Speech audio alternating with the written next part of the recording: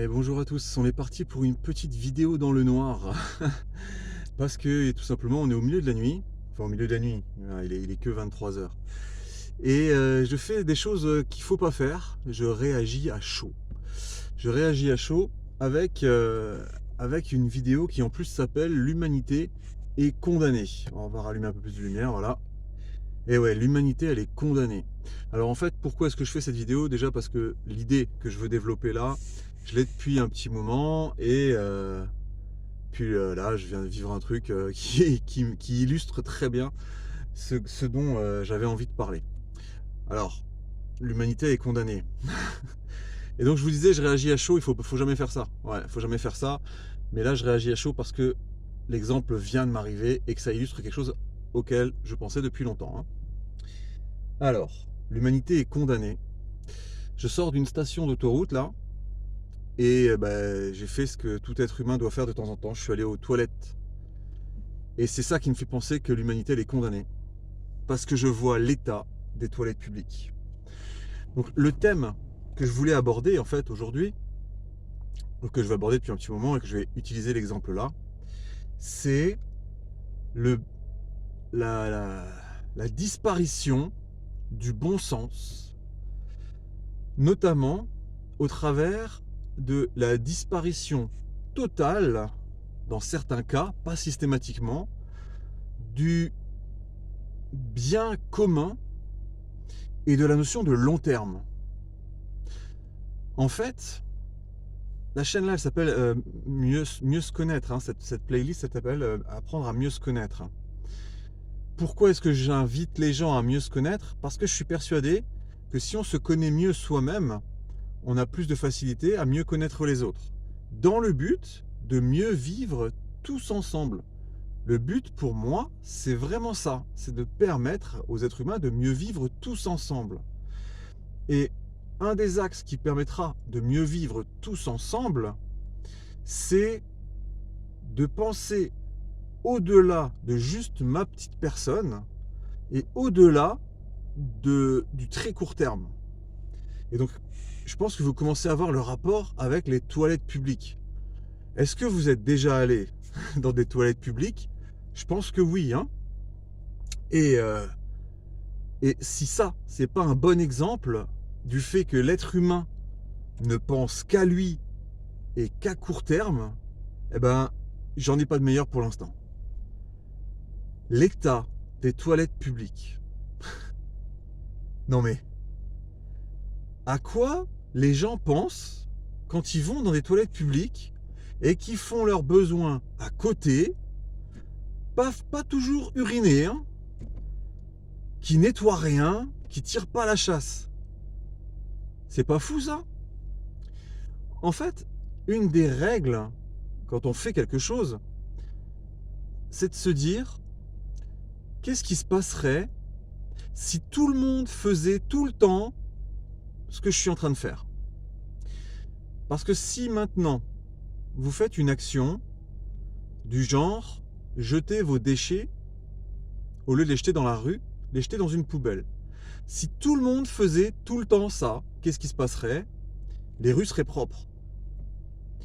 Quand vous vous dites ah c'est pas grave, je jette une fois par terre, ah c'est pas grave. Ouais, bien sûr que une fois c'est pas grave.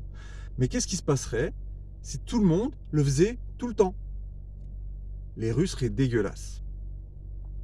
Et donc là, en sortant de ces toilettes publiques, qu'est-ce qui se passerait si tout le monde se comportait tout le temps comme certaines personnes se comportent dans les toilettes publiques? La réponse, elle est évidente. Et alors, pourquoi est-ce que, pourquoi est-ce que l'être humain se permet un comportement déplacé à ce moment-là? C'est ça qui est inquiétant.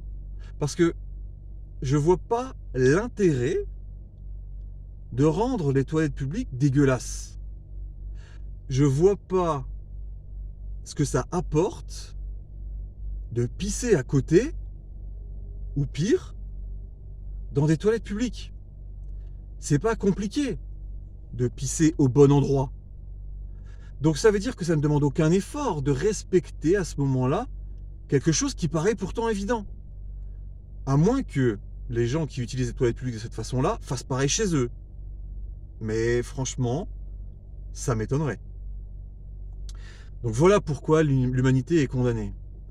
Et voilà comment ce qu'il faudrait faire pour sauver l'humanité. Se comporter de manière à ce que, si tout le monde faisait ça tout le temps, le monde irait mieux. Donc maintenant, c'est peut-être un peu moralisateur comme vidéo, mais n'empêche que je pense que la réflexion, elle n'est pas dégueulasse, hein.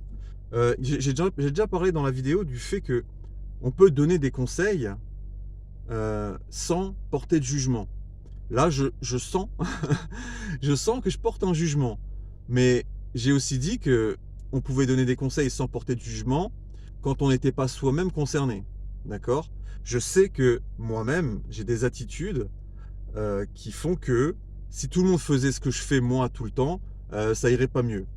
Donc quand je dis il faut faire des choses en pensant à comment ça se passerait si tout le monde le faisait tout le temps, je me parle à moi-même aussi. Là, pour le coup, dans les toilettes, non. Dans les toilettes, je parle à tous ceux qui respectent pas la propreté des toilettes et je leur dis c'est pas bien. Mais de manière générale, posez-vous la question quand vous faites quelque chose. Qu'est-ce qui se passerait si tout le monde faisait comme ça tout le temps?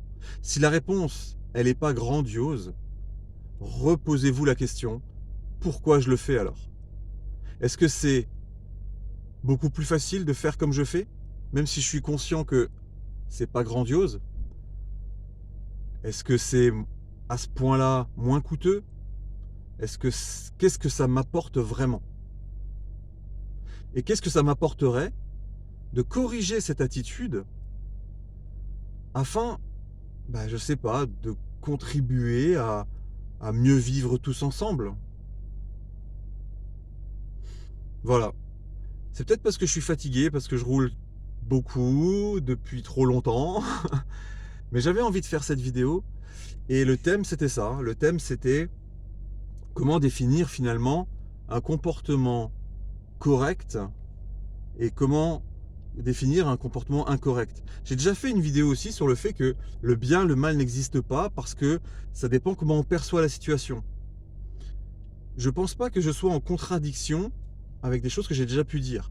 Oui, le bien et le mal n'existent pas dans la mesure où ce qui nous arrive, on peut le percevoir en bien ou en mal, et surtout, au moment où ça nous arrive, on ne peut pas être conscient de l'ensemble des conséquences. Vous avez déjà vu la vidéo, donc je ne vais pas insister. Et j'ai déjà fait une vidéo aussi en disant que il ne faut pas juger, mais qu'on peut donner des conseils. Et là, je suis en train de juger, mais parce que j'applique ce que je suis en train de vous demander de faire. Donc voilà, à mon sens, il y a un vrai progrès là à avoir. Et je pense que c'est une vraie interrogation à avoir, chacun pour soi. Est-ce que ce que je fais a vraiment un impact positif ou neutre? Ça va. Mais si ce que je fais a un impact négatif, est-ce que je dois vraiment continuer à le faire? Et qu'est-ce qui se passerait si maintenant énormément de gens se posaient cette question et qu'un maximum de personnes réussissaient à changer quelques habitudes?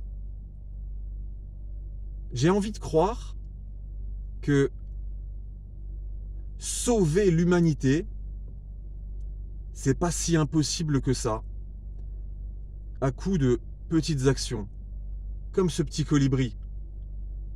Chacun fait sa part dans son coin à son niveau, et au bout d'un moment, il y a quelque chose qui bascule, et on entre dans une ère où les choses peuvent aller vraiment mieux. Allez, c'est sur cette note positive que je vous laisse. Je vous souhaite une belle journée et à bientôt.